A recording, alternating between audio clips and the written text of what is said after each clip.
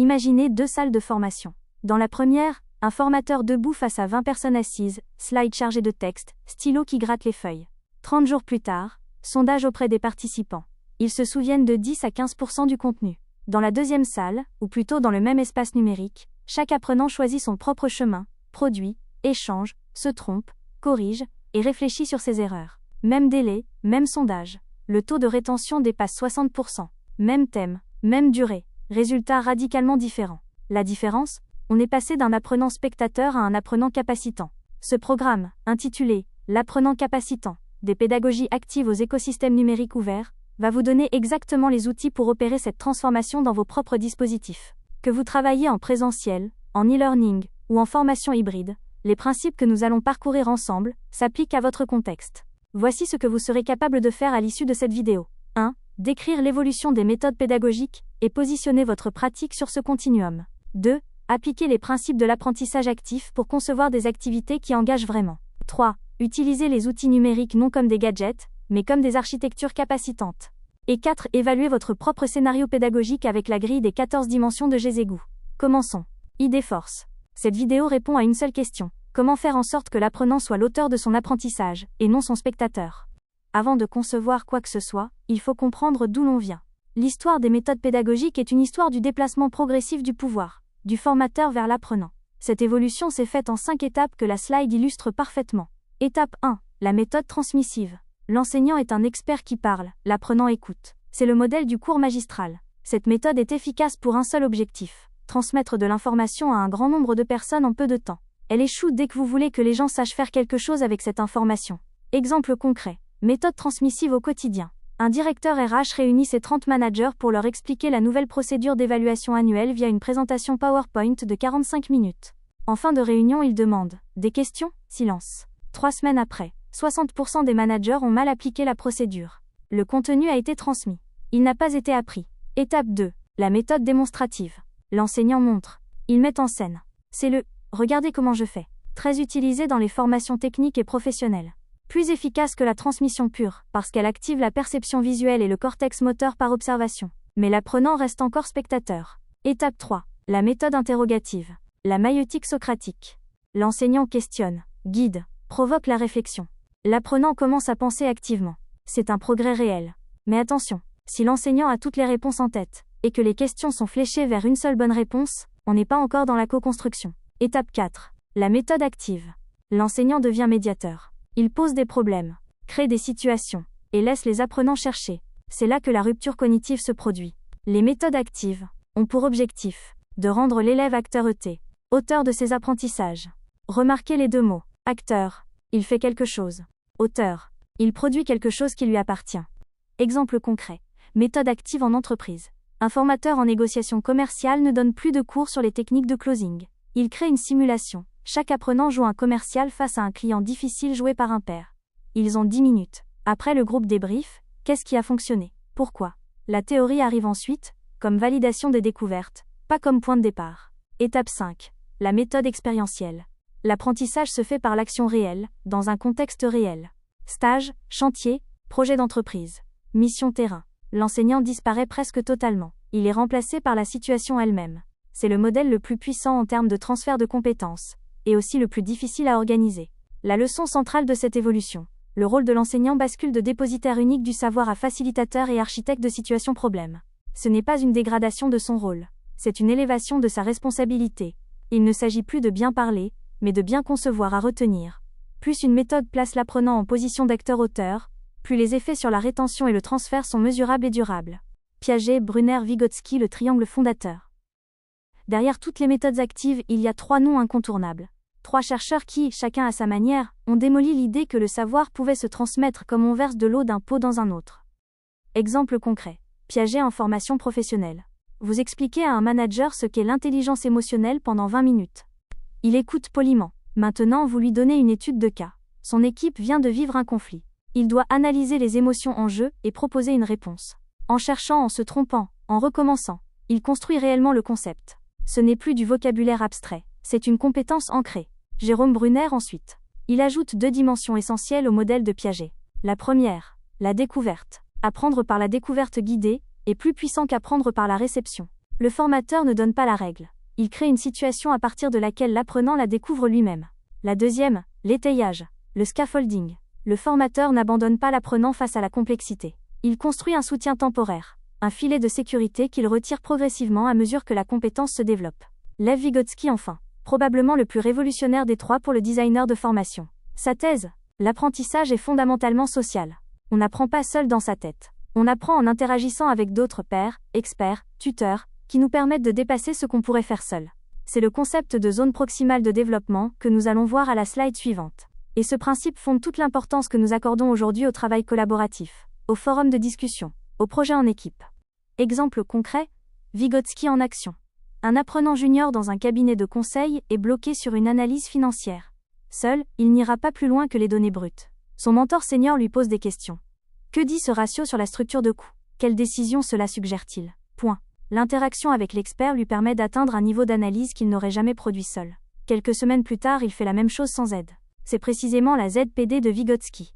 Le principe commun à ces trois auteurs est formulé dans la slide. Pour s'approprier les savoirs, l'apprenant doit avant tout les construire. Ce n'est pas une métaphore. C'est une réalité neurologique. Quand vous construisez, votre cerveau crée des connexions synaptiques durables. Quand vous recevez passivement, ces connexions sont superficielles et s'effacent rapidement. À retenir, Piaget, construire par l'action. Brunner, découvrir avec étayage. Vygotsky, apprendre par l'interaction sociale. Ces trois principes sont les fondations de tout dispositif actif. Cette faisant des énigmes, situation, problème et étayage. Nous venons de poser les fondements théoriques. Maintenant, comment ça se traduit dans la posture concrète du formateur? C'est ce que cette slide nous montre avec trois concepts opérationnels clés. Premier concept, les situations problèmes. Un enseignant médiateur ne commence pas par expliquer. Il commence par créer une tâche complexe, caractérisée par un obstacle mobilisateur. L'obstacle est la clé. Un problème sans obstacle n'est pas un problème. C'est une procédure. L'obstacle force l'apprenant à mobiliser, trier, recombiner ses ressources cognitives. C'est dans l'effort de résolution que l'apprentissage se produit. Exemple concret. Concevoir une situation problème efficace. Au lieu de commencer un module sur la conduite du changement par « Voici les 8 étapes de Kotter », le formateur présente ce cas. L'entreprise, KACIMA, vient d'annoncer une réorganisation. 40% des collaborateurs résistent. Le DG vous demande un plan d'action pour demain matin. Vous avez 30 minutes. Qu'est-ce que vous faites en premier? Et pourquoi? Point. L'obstacle? Pas de réponse évidente. La mobilisation, intuition, expérience passée, connaissances fragmentaires. La découverte? Les 8 étapes de Kotter arrivent après, comme validation de ce que le groupe a construit. Deuxième concept. La zone proximale de développement. La ZPD, c'est l'espace entre ce que l'apprenant peut faire seul et ce qu'il peut faire avec l'aide d'un médiateur compétent. La slide le montre parfaitement avec cet édifice. La zone verte élargie représente l'espace que l'interaction rend accessible. Si vous concevez des activités trop simples, elles ennuient et n'apprennent rien. Si vous concevez des activités trop difficiles, elles découragent et paralysent. La précision pédagogique, c'est calibrer l'obstacle dans la ZDP de vos apprenants. Symbole d'avertissement. Erreur fréquente. Confondre difficulté et complexité. Une activité difficile demande beaucoup d'efforts sur une compétence déjà connue. Une activité complexe mobilise plusieurs compétences dans une situation nouvelle. Ce sont les activités complexes, calibrées dans la ZDP, qui génèrent le vrai développement. Troisième concept. L'étayage et le désétayage. Soutenir sans surprotéger. C'est le principe de l'échafaudage. Quand on construit un bâtiment, on installe des échafaudages pour permettre aux ouvriers de travailler à des hauteurs qu'ils ne pourraient pas atteindre seuls. Mais une fois le bâtiment construit, on retire l'échafaudage. Si vous laissez l'échafaudage en place, le bâtiment ne tient pas tout seul. En formation, un formateur qui donne toujours les réponses, qui intervient à la moindre difficulté, qui simplifie en permanence, prive ses apprenants de l'effort cognitif qui construit la compétence durable. Le désétayage progressif est aussi important que l'étayage initial. À retenir, l'enseignant médiateur crée l'obstacle, calibre le soutien, et retire progressivement l'aide. Son objectif final est sa propre disparition en tant que béquille. Transformer l'erreur en carburant d'apprentissage. Voici peut-être la partie la plus contre-intuitive de toute cette formation, parce qu'elle vous demande de reconsidérer quelque chose que vous avez appris à éviter depuis vos premières années d'école.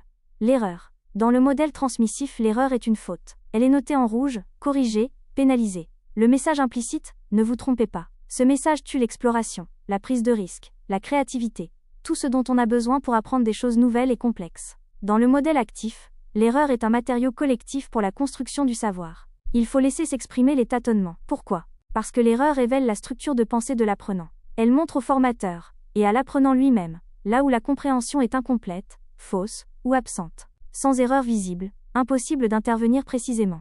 Exemple concret. L'erreur productive en formation. Dans un atelier sur la présentation orale, un participant présente. Il est mal structuré, parle trop vite, perd le fil. Dans un contexte pénalisant, on corrige chaque défaut. Dans un contexte capacitant, on pose d'abord la question au groupe. Qu'est-ce que vous avez ressenti en tant qu'audience? Qu'est-ce qui a rendu la communication difficile? Point.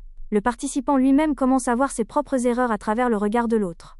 La correction est intériorisée, pas imposée de l'extérieur. Elle dure. L'autre concept de cette slide est la métacognition. Philippe Mérieux, grand pédagogue français, l'a défini de manière lumineuse dans la citation affichée. La métacognition, ce n'est pas une affaire compliquée. C'est le fait d'effectuer un retour sur son propre processus d'apprentissage. Autrement dit, penser sur sa propre pensée. Un apprenant métacognitif sait comment il apprend. Il sait identifier quand il comprend vraiment et quand il croit comprendre. Il ajuste ses stratégies face aux difficultés. Il ne subit pas l'apprentissage. Il le pilote. Développer la métacognition de vos apprenants est l'un des investissements pédagogiques les plus rentables à long terme. Et ça se scénarise. Journaux réflexifs, questions de bilan de fin de séance, auto-évaluation structurée. Notez la dynamique en boucle infinie sur la slide. Action et erreur d'un côté, réflexivité et ajustement de l'autre. L'apprentissage réel est toujours ce cycle. Pas une ligne droite vers la maîtrise. Et la phase d'institutionnalisation où le formateur valide et structure avec le groupe les nouveaux savoirs acquis, est l'étape qui transforme l'expérience individuelle en savoir collectif stabilisé. À retenir, l'erreur n'est pas un obstacle à l'apprentissage, c'est son moteur. La scénarisation qui élimine l'erreur, élimine aussi l'apprentissage profond. Pourquoi certains apprenants s'investissent et d'autres non? Vous avez tous vécu cette situation. Deux apprenants dans le même dispositif, même contenu, même formateur. L'un est là, concentré, pose des questions, fait les exercices. L'autre regarde son téléphone, bâille discrètement, livre un travail minimal. Qu'est-ce qui se passe? Ce schéma vous donne la réponse. L'engagement n'est pas inné. Ce n'est pas une question de personnalité ou de motivation naturelle. C'est la conséquence directe de 3 perceptions que l'apprenant a face à l'activité proposée. Première perception, la valeur de l'activité. L'apprenant se demande consciemment ou non, à quoi ça me sert? Point. Si la réponse est, à rien de concret dans mon travail, l'engagement est faible. Le concepteur pédagogique doit rendre la valeur de chaque activité évidente et immédiate. Pas, vous apprendrez cela pour un jour peut-être l'utiliser. Mais à la fin de cette activité vous serez capable de faire X dans votre contexte Y CUNYEL. Exemple concret, valeur perçue, avant/après. Avant, nous allons étudier les principes de la communication non violente. Valeur floue, abstraite. Après, dans 90 minutes, vous aurez un outil pour désamorcer les conflits dans vos équipes. Testez sur un cas réel que vous amenez ce matin. Valeur concrète, immédiate, personnellement pertinente. Même contenu, engagement radicalement différent. Deuxième perception, l'efficacité personnelle, ce que Bandura appelle le sentiment d'auto-efficacité. L'apprenant se demande, est-ce que je suis capable de le faire? Point. Un apprenant qui doute de ses capacités n'essaye pas. Il simule l'effort en surface pour éviter l'échec. La scénarisation doit construire des succès progressifs, des quick wins, pour ancrer la confiance avant d'augmenter la complexité. Troisième perception, la contrôlabilité. L'apprenant se demande, est-ce que j'ai une prise sur ce qui se passe? Un dispositif qui impose tout, rythme, contenu, évaluation, sans laisser de marge d'autonomie tue la contrôlabilité.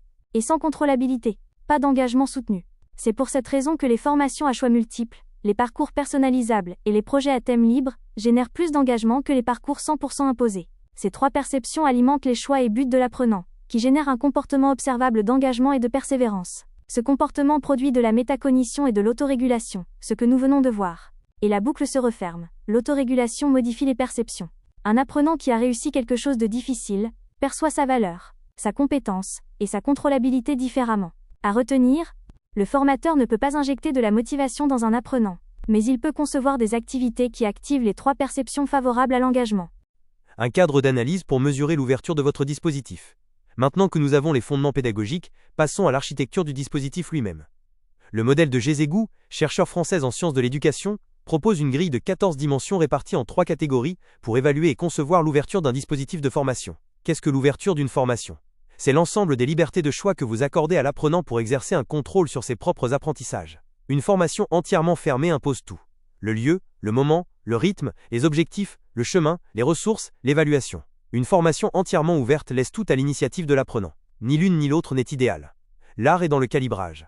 Première catégorie, les dimensions spatio-temporelles. 4 leviers. Le lieu, le temps, le rythme, l'accès. Est-ce que vos apprenants peuvent choisir où ils apprennent?